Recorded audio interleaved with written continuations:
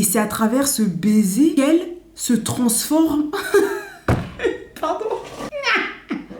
Qu'elle se transforme en petite fille blanche. Et là, elle regarde ses mains et dit...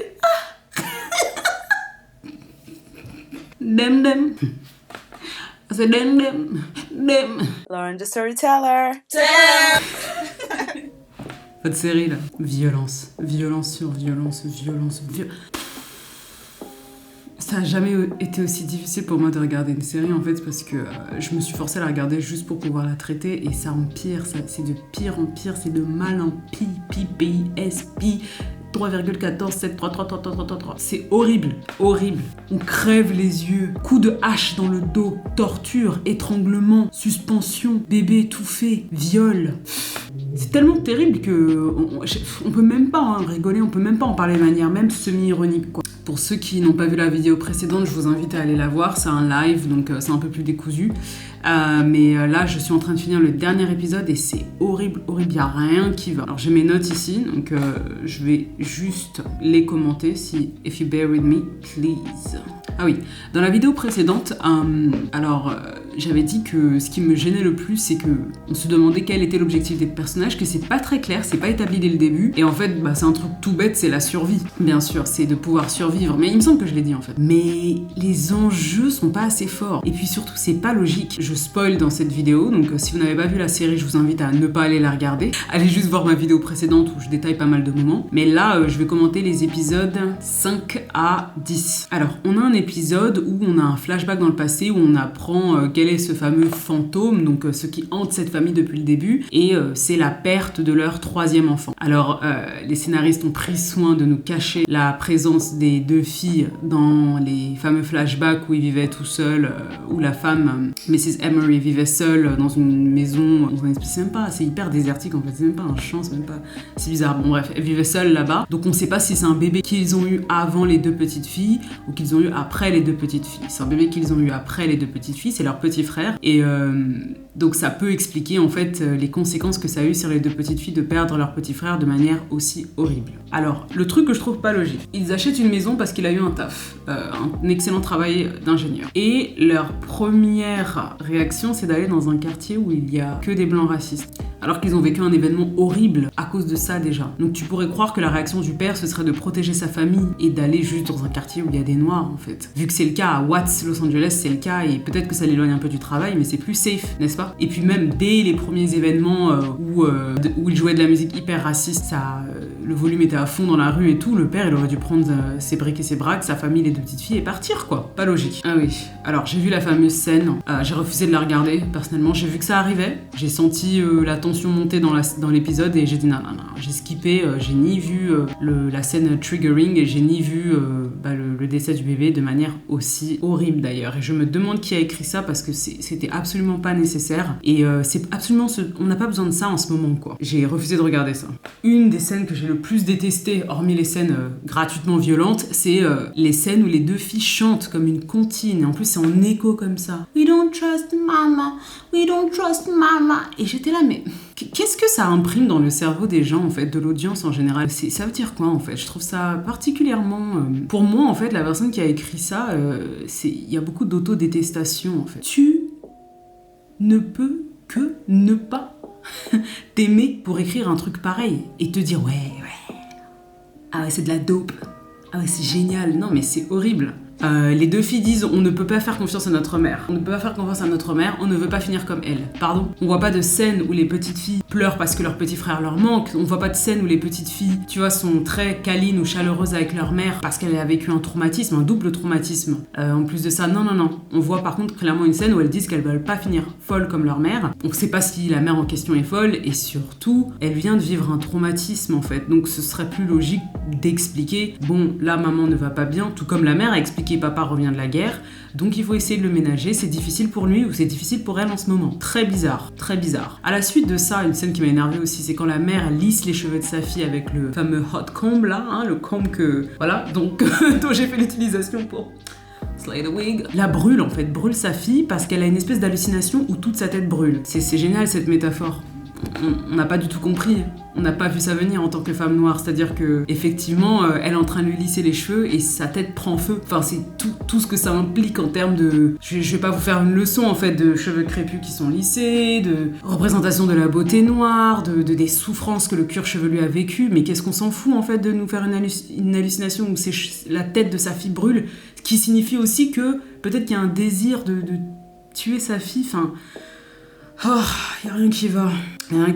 Et puis en plus, elle lui dit qu'elle lui fait plus confiance, quoi. Enfin, elle lui redit, il me semble, quoi. Y a la cousine, il me semble, de Mrs. Emery. J'ai trouvé ça trop bizarre. Il me semble que c'est une hallucination qu'elle a. Qui lui dit, faudrait peut-être qu'on parle de l'éléphant dans la pièce, en fait. C'est-à-dire la perte de cet enfant.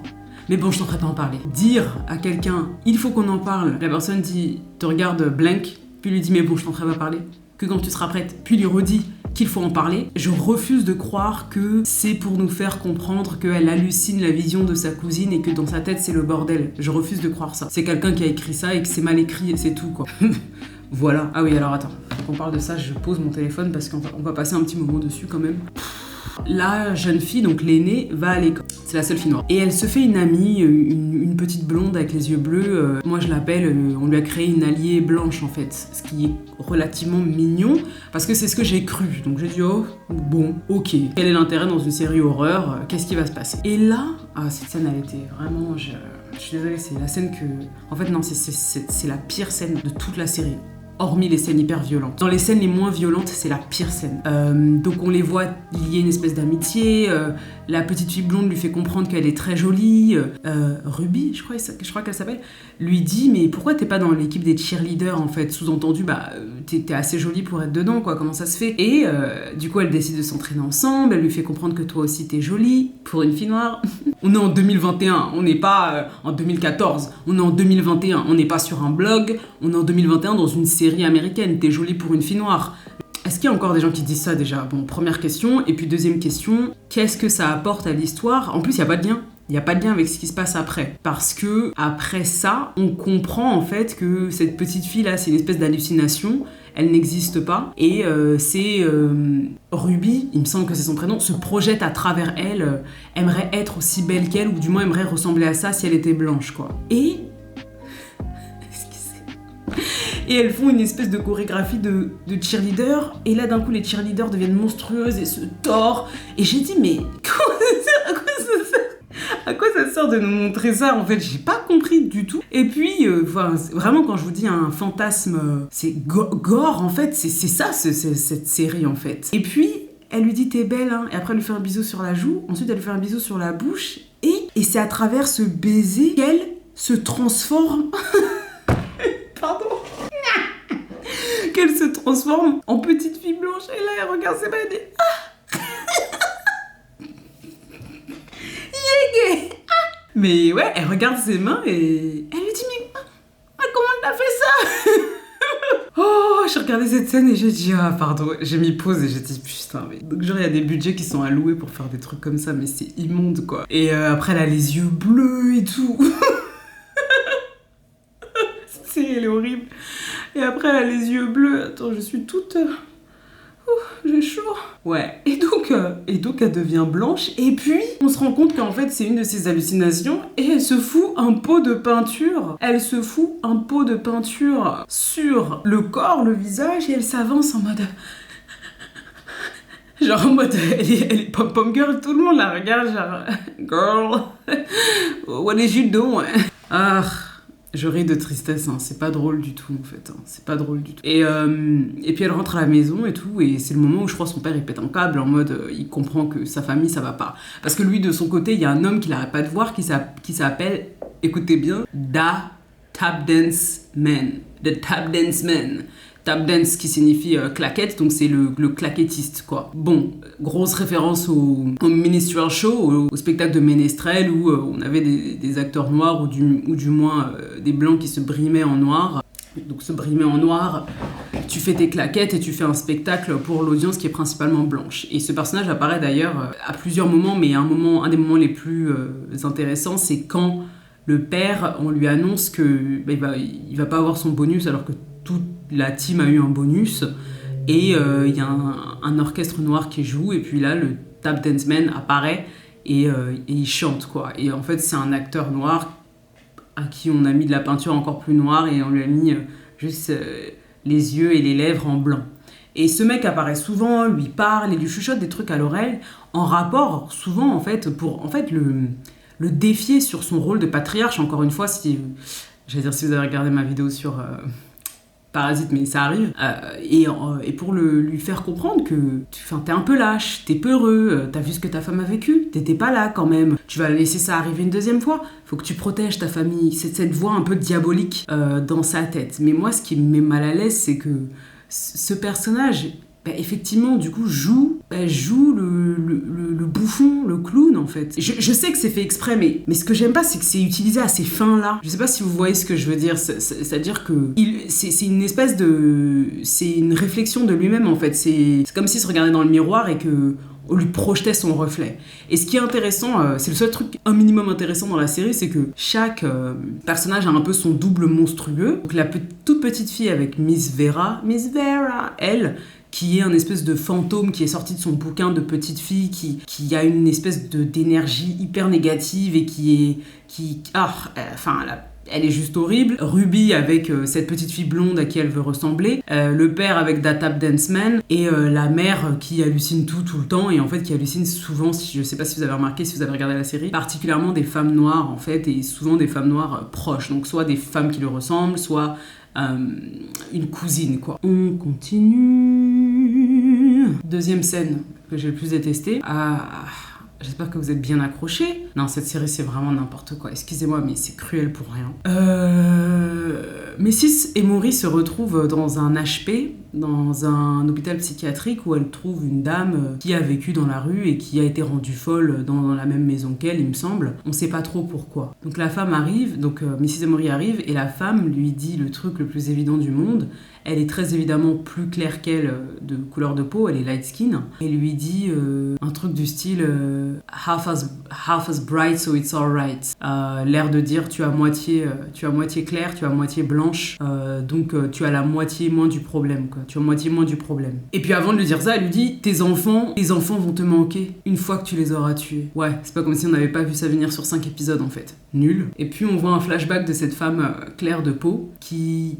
vraiment habillée en parfaite ménagère, coupe de cheveux parfaite et tout avec son mari et son fils. Cette scène était horrible. Attrape le javel, le fait ruisseler sur le visage de son mari et de son fils, tout sourire, en train d'avaler le...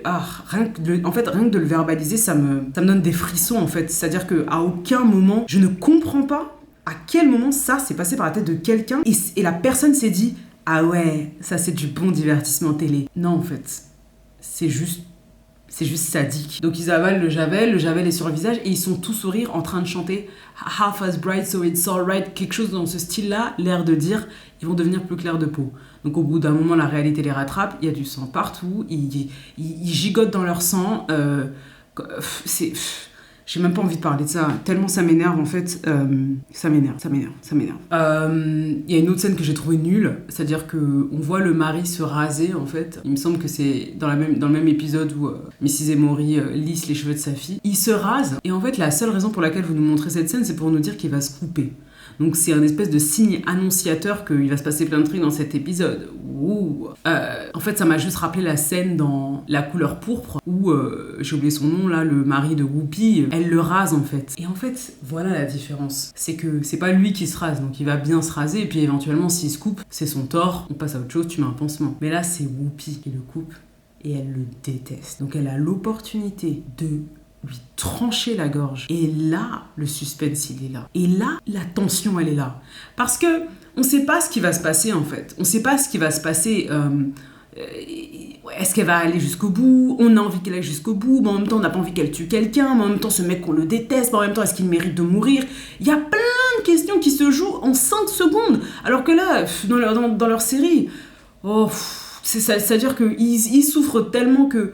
Est-ce que s'ils vivent, tant mieux, bien sûr, on veut que ces personnages vivent, mais s'ils meurent, on se dit, ils ont tellement souffert que vaut mieux abréger leur souffrance, en fait. Et moi, c'est ça que j'aime pas, c'est que vous nous laissez même pas l'opportunité, en fait, de... En anglais, on dit root pour le personnage, de soutenir le personnage, de hey, yeah, de l'encourager, en fait. Et j'ai pas aimé ça du tout. J'ai trouvé ça nul. Troisième scène que j'ai le plus... Enfin, une des scènes que j'ai détestées, en fait, c'est quand la petite fille, elle s'apprête à dire le Pledge of Allegiance dans sa classe de maternelle. Et qu'elle commence à dire I pledge allegiance to the flag of the United States of America and for the republic for which is... Et je crois que c'est à ce moment-là qu'elle voit Miss Vera et elle répète Cat in the bag, cat in the bag, cat in the bag, cat in the bag. Et j'étais en train de me dire, vous avez fait jouer ça à la petite fille, en fait. Donc la toute petite fille, là, vous lui avez fait jouer une scène aussi horrible. Donc je veux bien, peut-être qu'il y a des psychologues, on l'a accompagnée, j'ai trouvé ça mortifiant, en fait. C'est horrible. C'est à quoi? Et en plus, c'est cat in a bag, c'est quoi? C'est-à-dire que moi, ça me rappelle son petit frère, comment il est décédé. Chaque scène est horrible, chaque scène est immonde. Y a rien qui va.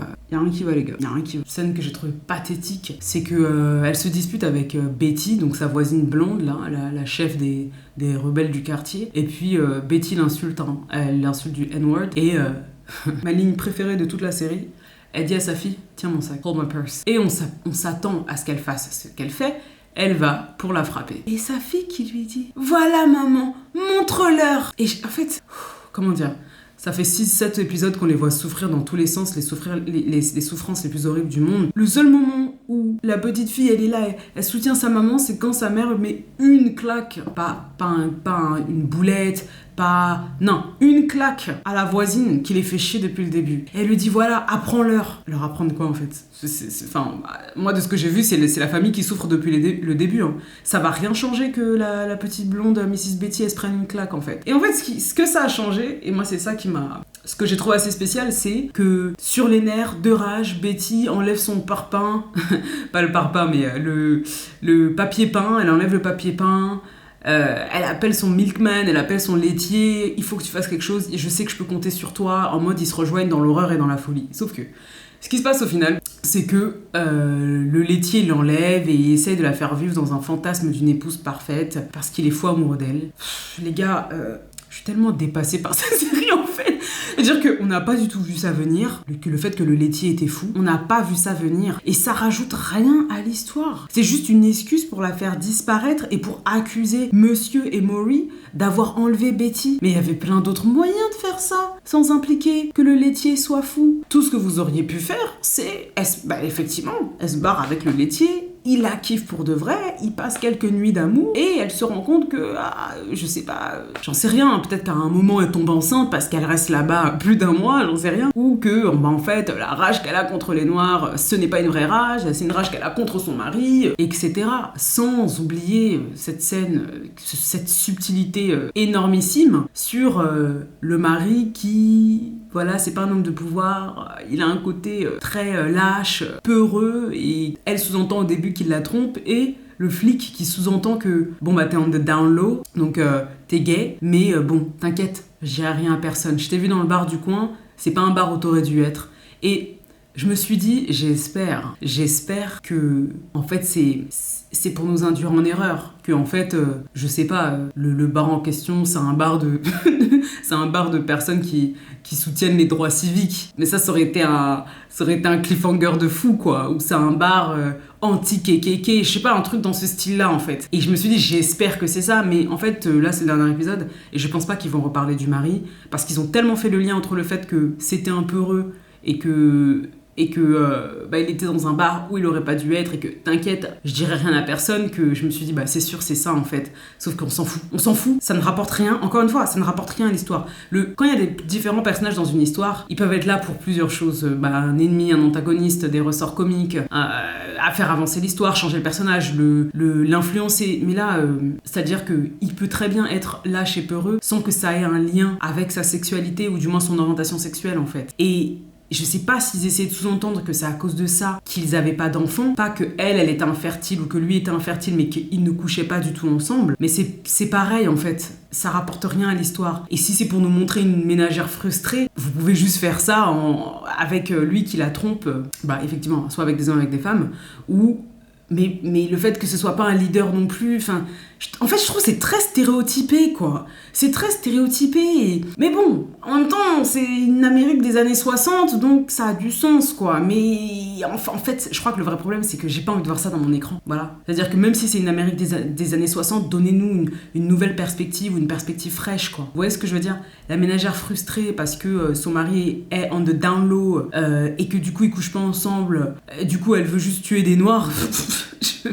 Je comprends pas en fait. Et puis surtout, comme je vous disais, tout ça pour aller chez son laitier, qui lui aussi c'est un psychopathe, pour nous faire comprendre que c'était son rêve de paradis et que dans son paradis il y a du cauchemar et que, je sais pas, dans le paradis de la famille qui pensait repartir de zéro, il y a que du cauchemar parce que ils ont tous des doubles qui leur renvoient en fait leur plus gros conflit interne en fait, si vous comprenez ce que je veux dire. Je continue dans mes notes. En fait, ce que je disais tout à l'heure sur le fait que quand elle dit à sa fille dit oui, voilà maman, oui, beat their ass. Oui, ça fait 6 épisodes que vous faites humilier tous et de manière particulièrement violente, mais c'est une pichenette là, c'est ça qui va, non mais n'importe quoi. Concernant la jeune fille, Ruby qui devient blanche avec son pot de peinture sur la tête, pourquoi ne pas tout simplement nous montrer qu'elle est belle et c'est tout? Pourquoi la faire devenir blanche? J'ai compris la métaphore, mais pour moi c'est tellement gros en fait que... Mais en fait c'est tout simple, c'est que je suis pas l'audience en fait. Je suis pas l'audience.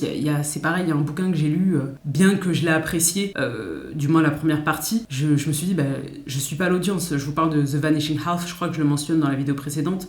Je ne suis pas l'audience. C'est des choses que, si j'ai l'impression qu'on m'explique quelque chose que je sais déjà, que j'ai vécu et que j'ai vu 1000 fois, je ne suis pas l'audience en fait. Alors l'épisode, j'ai envie de dire c'est mon épisode préféré alors que j'ai pas d'épisode préféré, tout est nul dans cette série. Mais l'épisode que j'ai trouvé le plus intéressant, qui s'élève légèrement au-dessus, c'est l'épisode de Covenant 2. C'est l'avant-dernier épisode qui nous dévoile le passé de ce quartier. Et en fait on a un espèce de pasteur, un frère, je sais pas s'il est néerlandais ou allemand, on sait que c'est les premiers, comment on les appelle, les gens qui sont arrivés du Mayflower là, avec son grand chapeau et tout, donc on devine que c'est cet être bizarre que la mère voit souvent en fait, quand elle est dans la maison, quand elle a ses hallucinations. Il a souvent le visage brûlé, les yeux noirs et tout, donc on devine que c'est lui parce qu'il a la même silhouette, le même chapeau. Et il fait une longue prière parce qu'il vient de perdre son fils, et il demande à Dieu un miracle, et puis il arrive dans les bois et il y a un enfant qui est là, recroquevillé sur lui-même, et puis il remercie Dieu en mode tiens, là, c'est le secret, quand je manifeste, ça arrive, c'est le génie d'Aladin quoi, je voulais un autre enfant, voilà mon autre enfant dans les bois. Et qu'apparemment cette relation avec Dieu, ça a accentué un espèce de délire dans sa tête où il se prend pour Dieu et puis il a un God complexe en fait. Il vit dans une communauté et il croit que plus il se rapproche de Dieu, plus il a la vérité en fait. Et dans cette communauté, à un moment, il y a un couple de noirs qui arrive, dont une femme enceinte, et parce que, il me semble qu'ils ont un souci avec leur calèche ou quelque chose comme ça, donc il leur propose le gîte et le couvert. Sauf que bien sûr, ce sont des noirs dans cette communauté, et de ce que je comprends, c'est au moment de la guerre de sécession. J'ai fait aucune recherche, je viens de regarder l'épisode, mais je suis quasiment sûre que c'est au moment de la guerre de sécession, parce qu'il y a des allusions dans les dialogues. Et en fait là, moi, j'ai pas compris, tout cet épisode, parce que à un moment, ils sont en train de creuser un puits, et il n'y a pas d'eau. Donc un des habitants de cette communauté se plaint, parce qu'ils écoutent un peu le père avec son grand chapeau noir, là, et le pasteur, excusez-moi, et puis ses conférences avec Dieu, et qui guide un peu la communauté, mais bon, visiblement, ça fait des jours qu'ils creusent, et il n'y a pas d'eau. Donc il demande à ce personnage noir est-ce qu'il peut les aider de manière assez condescendante et de manière assez méprisante. Ce personnage dit que d'ici 2 jours il y aura de l'eau parce que le sable est friable ou quelque chose comme ça. Effectivement, il continue à puiser et l'eau apparaît. Et là, le pasteur, prêtre, frère, je sais pas qui il a un peu peur et tout. Il a un peu peur parce qu'en fait son autorité est remise en cause. Il demande à Dieu, soi-disant il l'écoute et Dieu lui fait comprendre que oh là là, non, ce sont ces étrangers là voilà, c'est la mauvaise pomme dans la communauté. Bref. S'ensuit une scène particulièrement pénible où ils commencent à avoir des hallucinations sur la femme noire qui demande juste à reprendre leur calèche, leurs chevaux et partir. Puis elle s'énerve, je crois qu'elle le frappe, il pète un câble et il décide de les brûler vifs. Sauf qu'avant de faire ça, il lit tout un verset qui sous-entend que bien sûr, voilà, dans la Bible, les noirs sont maudits, leur descendance sera maudite, leur crève les yeux, leur crève les yeux, leur crève les yeux. C'est vrai que je vous raconte tout, parce qu'au bout du compte, il brûle les deux personnages noirs, vifs. Elle était enceinte, je vous rappelle. Elle a perdu les os avant, donc elle était en train d'accoucher pendant leur pseudo-procès. Voilà. Et surtout, au moment où tout s'effondre autour de lui parce que tout est en train de brûler, il demande un dernier miracle à Dieu et son petit qu'il a recueilli, qui s'appelle Miles, qu'il a appelé Miles, se transforme en plusieurs figures, plusieurs personnages. J'ai pas compris qui c'était ni pourquoi, qui lui fait comprendre que il faut qu'il continue à hanter les lieux, il faut qu'il continue à hanter la descendance des Noirs qui seront dans le coin, quelque chose de ce style, c'est nul. Et avant ça, par contre, le truc que j'ai absolument oublié, c'est que la femme noire, quand elle a les yeux crevés, elle commence à les maudire tous. Elle les maudit tous, et puis ils sont condamnés pour magie noire, un truc comme ça, quoi. Et qu'apparemment, cette malédiction est restée. J'ai trouvé que c'était nul. Autant c'est mon épisode préféré parce que c'était en noir et blanc. Ça, je vous dis la vérité, j'ai juste aimé cet épisode parce que c'était en noir et blanc. Et que ça changeait. Et qu'on voyait un peu autre chose. En dehors de ça, j'ai trouvé que c'était nul, en fait. Parce que t'as un complexe de supériorité, depuis tu hantes une maison où tu hantes des noirs. Ok, c'est ça l'explication pour laquelle tout le monde devient fou dans la maison en question. Enfin, moi, ce que j'aime pas, c'est qu'en plus, c'est une manière de dire que... C'est une manière de déresponsabiliser les gens sur leur racisme, en fait. Que non, mais c'est sûrement une malédiction. Voilà, c'est sûrement un esprit bizarre qui hante. Pourquoi faire ça, en fait? Même si c'est dans le genre horreur, je trouve ça nul et c'est mal ficelé, en fait. Bref, donc voilà où j'en suis pour l'instant. Je pensais avoir plus à rajouter, mais normalement, quand on crée un personnage, il faut un objectif interne, il faut un objectif externe. Disons que pour le père, l'objectif interne, c'est de dépasser, je sais pas, de dépasser sa peur et puis devenir plus courageux pour protéger sa famille. Et puis son objectif externe, c'est de physiquement protéger sa famille, soit financièrement, soit en les défendant, en fait. Et on arrive à une scène où les voisins pensent que c'est le père qui a enlevé, comment elle s'appelle, Betty, et le torture. Lui coupe des doigts, torture la petite fille, la somme de fer à manger. C'était long, c'était pas nécessaire et c'était long pour rien. Et en fait, et tout ce que ça raconte, en fait, de l'imaginaire des personnes qui ont écrit ça. C'est-à-dire qu'ils voient la petite fille, ils lui demandent « Tu sais cuisiner, toi ?» Elle va me faire du poulet. Quoi? Mais en 2021, mais ça va pas ou quoi? J'ai pas compris. Puis après, c'est violent. La petite fille, elle attrape une hache, elle fout ça dans le dos d'un des mecs. Le daron réussit à tirer sur... Bref, en fait, je pensais faire une analyse, mais je vous raconte l'épisode pour ceux qui ne veulent pas regarder la série et comptent pas la regarder. Et voilà, bon, pour ceux qui ont regardé, je m'excuse parce que je sais que vaut mieux faire une analyse, mais il n'y a rien à analyser en fait. C'est juste nul. Tout est nul.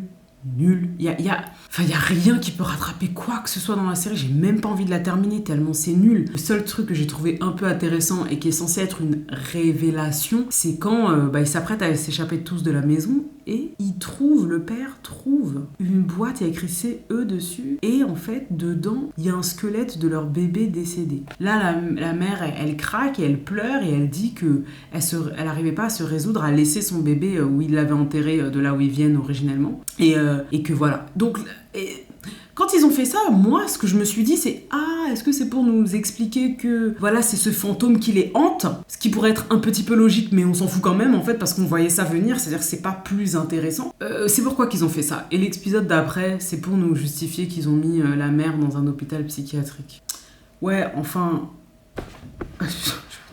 Ouais, enfin, elle a subi beaucoup de traumatismes, beaucoup de violence, beaucoup de souffrance, cette femme. Donc, ça me paraît normal à un moment qu'elle prenne des médicaments, ou elle soit médicamentée, ou elle suive une thérapie, ou elle veuille se rapprocher de sa famille, ou que même elle soit internée parce qu'elle en a besoin, en fait. Pourquoi c'est au moment où, avec effroi, on voit le squelette du bébé qu'on se dit non, là, c'est bon, faut la faire interner, c'est mieux pour nous et tout. Après qu'elle ait blessé ses filles, à plusieurs reprises, après qu'elle ait eu des hallucinations, après que... Et je sais que c'est une série, mais il y a plein de choses qui sont pas spécialement logiques, et même si c'est pour nous raconter une histoire qui est un temps soit un peu intéressante, c'est pas intéressant. C'est pas intéressant. Voilà. Donc, je vais tenter de finir le dernier épisode, ça devient une souffrance pour moi à ce stade-là. Et puis j'ai plus du tout envie d'entendre parler de cette série, mais plus jamais en fait. Plus jamais. C'est le truc le plus horrible que j'ai regardé. Et je commence maintenant à avoir peur de regarder Bad Hair, parce que j'ai entendu beaucoup de mal de cette série aussi, ou film, je sais pas. Et je comprends pas cette fascination pour faire des trucs horribles, transformer des événements du quotidien qui sont déjà particulièrement violents et les inscrire dans l'horreur et les adresser à un public noir en fait. Je comprends pas en fait l'intérêt de faire ça. Et au bout d'un moment, comme je disais dans la vidéo précédente, il y a plein de choses à dire, il y a plein d'histoires à raconter. Même des histoires d'horreur, il y en a de très belles qui sont très bien ficelées. Et même sur des sujets qui touchent, j'ai envie de dire, des communautés noires, parce qu'en l'occurrence His House, c'est l'histoire de l'immigration et de l'immigration, je sais plus de quel pays ils viennent, je me rappelle plus très bien, mais il me semble que c'est un pays d'Afrique australe, je suis plus très sûre, c'est peut-être d'Afrique de l'Est, je sais plus, mais d'un pays précis en fait. Moi c'est ça que j'ai adoré dans ce film en fait, c'est que c'était pas des noirs qui souffrent, c'était l'histoire de l'immigration, qui est une histoire qui est universelle, mais là avec les mythes et la culture d'un pays donné en fait. Et c'est ça que j'ai trouvé magnifique. Et c'est comme, je sais pas si vous connaissez ce film, Le Secret du Bayou. Quand j'étais petite, c'était un de mes films préférés. Maintenant, si je le regarde, je sais pas. Mais c'est pareil, il y a beaucoup de... C'est imprégné de la culture créole, la culture du houdou créole, du vaudou, les poupées, le bayou quoi. Et en fait, c'est ça qui a rendu le film hyper intéressant, parce que c'est ça qui guidait les actions des personnages quoi. Mais là, à nous faire un truc bateau avec des références sur tout ce que les femmes noires subissent. Puis, vous savez, au-delà de ça, c'est ce que j'ai oublié d'expliquer aussi. Ah oui, la seule scène que j'ai trouvé un tant soit peu intéressante, c'est comment ils découpaient les quartiers et comment ils faisaient des mauvais crédits pour des familles noires, pour leur offrir, pour leur faire acheter des maisons avec des taux d'intérêt incroyables. Ça, j'ai trouvé ça vraiment fascinant. Il y a toute une dimension hyper féministe aussi, parce qu'on veut nous montrer comment les femmes blanches étaient traitées dans cette société, comment les hommes étaient très très très sexistes et misogynes, et ils l'étaient ouvertement en fait, parce que c'est ça qu'on nous montre, notamment quand Betty elle va pour prendre son argent pour déménager, et qu'on lui fait comprendre que son mari a tout dépensé, on sait pas en quoi, on sait pas où, donc on se dit peut-être qu'il parie, peut-être que c'est un parieur, voilà, et que c'est le compte de son mari alors que c'est l'argent de son père. C'est pareil, la scène où elle va voir son père, où on nous sous-entend qu'il a l'habitude de la molester en fait. Et en fait, je me suis dit, pourquoi ils ont fait... Excusez-moi. Je me dis, mais pourquoi ils ont fait ça en fait? C'est tout ce que je me suis dit. Je me suis dit, mais pourquoi ils ont fait ça? Mais qu'est-ce qu'on s'en fout? Pourquoi vous nous racontez ça? C'est quoi l'histoire? C'est-à-dire que même en me posant sur le cas de Betty, je me dis, mais est-ce que j'ai vraiment envie, vu comment elle a traité cette famille, est-ce que j'ai envie de me poser en me disant, ah la pauvre, ah, elle a souffert. Ça n'a aucune légitimité pour aller faire souffrir les autres, en fait. Et puis ce père qui... C'est vrai que c'était un peu effrayant, je vais pas mentir, mais ce père qui lui fait couler un bain... Elle peut pas juste avoir des relations tendues avec ses parents. Pourquoi vous nous rajoutez l'élément du viol, en fait? C'est bizarre. Et c'est peut-être moi qui ai une vision un peu... Voilà, qui invente des choses, mais personnellement, c'est ce que j'ai senti de cette scène, en fait. Où, quand sa mère lui dit « T'aurais pas dû revenir. Sous-entendu, tu sais ce qui t'attend, en fait. Oh, c'est mortifiant.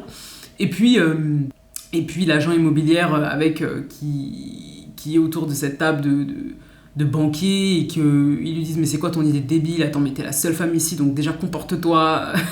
Enfin, ok, on nous montre encore une fois du sexisme, on sait ce que c'est, enfin, qu'est-ce que ça rapporte à l'histoire? Rien du tout. C'est nul. Bref. Bon. Alors je sais que c'est pas très drôle et que c'est pas forcément le truc le plus joyeux ou heureux, mais en tout cas, je pense que quand on raconte une histoire, peu importe si on la raconte, peu importe le médium à travers lequel on raconte cette histoire, il faut que cette histoire soit assez originale et ait une identité, et soit passionnée et soit bien ficelée quand même. Pas faire du cliché sur cliché, des métaphores sur métaphores avec une esthétique, ça sert à rien, ça ne vend rien en fait. Donc soyez très vigilants par rapport à ça, parce que je sais que la presse que cette série a reçue a donné beaucoup une grosse audience à cette série, alors qu'il y a des films qui ont fait beaucoup moins de bruit, des séries qui ont fait beaucoup moins de bruit, qui sont excellentes, mais comme c'est moins shock value, comme c'est moins choquant, moins violent, n'auront pas la même portée en fait. Et c'est ça que je trouve vraiment pathétique, c'est que je me suis dit, purée, mais on se plaint de ne pas avoir assez de contenu léger, mais quand il y en a, on ne le soutient pas en fait. Mais parallèlement, il n'y a pas assez de pub, c'est-à-dire que s'il n'y avait eu aucune pub autour de Them, j'aurais même pas regardé en fait. Là où il y a cette série ce film qui était sorti avec ce mec qui est sommelier, un Africain-Américain qui, il me semble, je sais plus où il va, à Paris peut-être, un truc comme ça, pour devenir sommelier. Il y a Soul aussi qui est sorti, il y a Miss Juneteenth avec Nicole Beharie qui est sortie.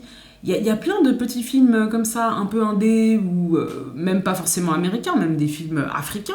Il y a ce film, oui, mais après c'est sur les violences sexuelles, ou du moins le harcèlement sexuel dans les universités au Nigeria, qui est sorti, Le Professeur, je crois que ça s'appelle en français, je me rappelle plus, avec cet acteur haïtien hyper connu, là j'en avais parlé dans le podcast si vous voulez aller écouter, et qui est, bon c'est pas un film léger, c'est sûr, le sujet est quand même relativement lourd, mais au début c'est approché de manière assez légère, donc c'est sympa aussi, ça fait beaucoup moins de bruit, et j'en viens à me dire que malheureusement il nous faut beaucoup de drama comme ça, pour créer de l'émulation et pour qu'on aille regarder, quoi, pour qu'on aille poser nos yeux dessus, et je trouve ça vraiment dommage. Il y a aussi de très bonnes web-séries, il y en a plein des web-séries, il y a plein de films courts sur les internets aussi. Et récemment, il y a Dreaming Whilst Black qui a été réadapté sur la BBC, excusez-moi, avec Adjani qu'on avait interviewé dans le podcast, que vous trouverez en lien barre de description. Alors dites-moi ce que vous avez pensé de cette série, si vous avez regardé, vous pouvez l'écrire en commentaire, si vous avez aimé, vous pouvez l'écrire en commentaire, si vous n'avez pas aimé, vous pouvez l'écrire en commentaire, si vous n'avez pas regardé, pas aimé, que vous comptez pas regarder, vous pouvez le dire en commentaire aussi. Et puis bon, n'hésitez pas à me dire ce que vous avez aimé ou pas aimé dans la vidéo pour que je m'améliore aussi par la suite quand même. Parce que bon, on est quand même là pour faire du contenu qui a la valeur. Bisous!